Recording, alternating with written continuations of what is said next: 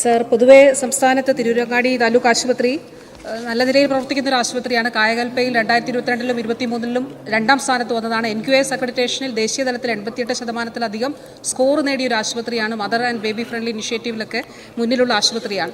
Sir, വളരെ പ്രധാനപ്പെട്ട കാര്യം രോഗചികിത്സയിൽ വളരെ പ്രധാനപ്പെട്ടതാണ് രോഗിയോടുള്ള സമീപനവും ആർദ്രതയും.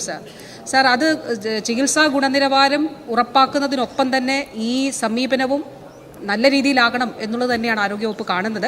ബഹുമാനപ്പെട്ട MLA ഉന്നയിച്ച സബ്മിഷനിലെ വിഷയം അതിൽ രണ്ട് തലത്തിലുണ്ട് സർ. ഞാൻ പറഞ്ഞതുപോലെ രോഗികളോടുള്ള സമീപനം അത് ആർദ്രതയോടെയുള്ളതായിരിക്കണം, നല്ല നിലയിലായിരിക്കണം എന്നുള്ളത്.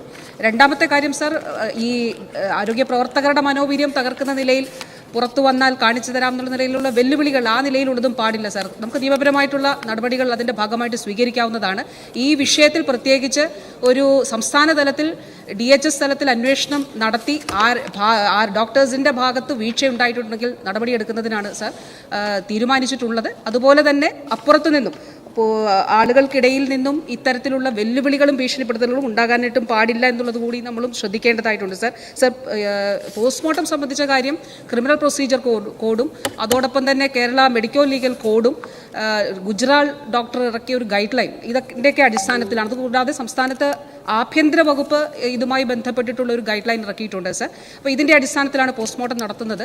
സംസ്ഥാനത്ത് 18 ഫോറൻസിക് സർജന്മാരാണ് ഉള്ളത്. ജില്ലാ ആശുപത്രികൾ കേന്ദ്രീകരിച്ചാണ്. DHSന് കീഴിലാണ് ഞാൻ പറഞ്ഞത്.